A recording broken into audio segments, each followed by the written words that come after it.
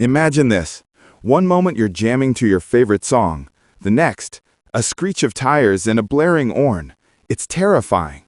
Or picture this. You pick up your phone just to check one message, and 40 minutes later, you wonder where the time went. We call that harmless scrolling, but it's quietly stealing something far more valuable than minutes, your attention. Welcome back to the Tech and Life Balance podcast. I'm Jacob. With me today are Juliet, David, and Sandra. Thank you all for joining. Thanks for having us, Jacob. Great to be here. Pleasure. Excited to dig in. Happy to be here. Important topic. Juliet, start us off. Why are screens so effective at capturing our attention? It feels like we can't help it. 2 words: engineered attention. Apps and platforms use behavioral design, variable rewards, intermittent notifications, like counts, to create an addictive loop. Every unexpected notification is a small dopamine reward. Over time, that conditions the brain to check the device reflexively. Add personalization and algorithmic feeds that learn what keeps you scrolling, and you've got a system built to maximize attention, not to help your concentration. So it's not just distraction by accident, it's built into the product. David, what does that do to productivity at work? Huge cost, Jacob. There's a real cognitive switching cost. Every time you switch tasks, your brain needs time to reorient. Studies show it can take around 20 to 25 minutes to return to deep focus after an interruption. Multiply that across a day, and your capacity for meaningful, creative work collapses. People think they're multitasking, but what they're really doing is fragmenting their attention and reducing output quality. That's a scary math problem for anyone who values their work. Sandra, beyond work, what are we losing socially and emotionally? Presence, real connection. When families eat with phones on the table or friends sit together but stare at screens, we're training ourselves to be present physically but absent mentally. That constant low-level stimulation also increases anxiety, shortens patience, and makes deep reflection harder. Emotionally, we're more reactive and less resilient. Juliet, are there particular app features we should be suspicious of? Specific triggers people can look out for? Yes, look out for endless feeds, no natural stopping cues, push notifications that encourage immediate returns, autoplay video, and reward mechanics like badges or streaks aimed at retention. Also beware of permission creep, apps requesting access to features they don't need. Those are often tied to tracking and attention optimization. David, practical question. What routine changes actually work? If I want to protect my focused hours, what should I do tomorrow? Start with structure. Use scheduled focus blocks, 60 to 90 minutes of uninterrupted work, followed by a short break. Turn off non-essential notifications during those blocks. Create a notification triage. Only allow calls or messages from a short whitelist. Physically, remove your phone from your desk or put it face down in another room. Over time, these small environmental changes reduce the pull to check. Sandra, families and workplaces often push back against restrictive rules. How do we get buy-in without sounding preachy? Lead by example and explain the benefits clearly.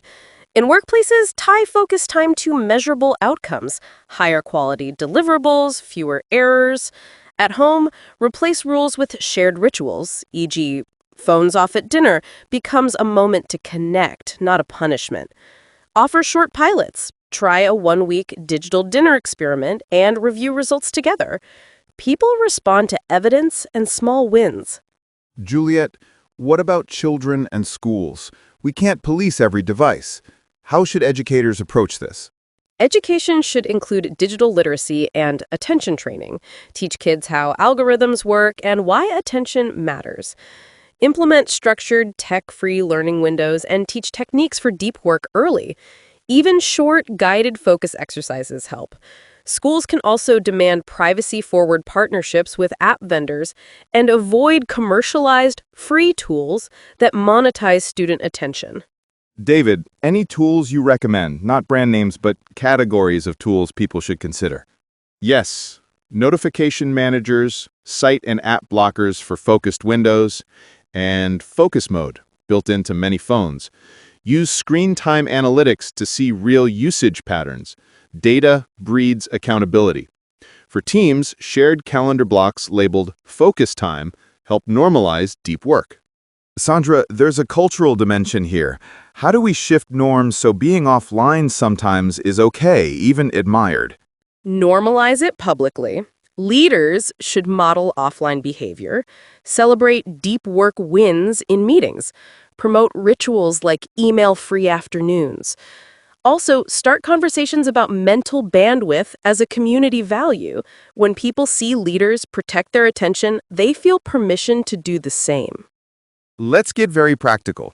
3 quick, implementable tips from each of you that listeners can apply today. Juliet, you first. Turn off push notifications for non-essential apps. Set your phone to grayscale for 1 day to reduce visual appeal. Review app permissions and revoke location or background access when not needed. David, schedule 2 90-minute focus blocks in your calendar and protect them. Batch email and message checks to 2 or 3 fixed times a day. Use a physical barrier, put the phone in another room during focus time. Sandra. Start one small family rule: phones off at meals. Do a 24-hour no non-essential apps challenge this weekend. Create an accountability buddy. Swap weekly focus goals and report back.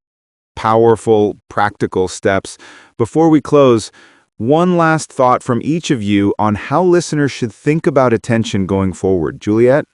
Treat attention like an asset. Protect it deliberately. Awareness is the first defense. Design your day around your peaks of energy. Guard your prime focus hours like a valuable appointment.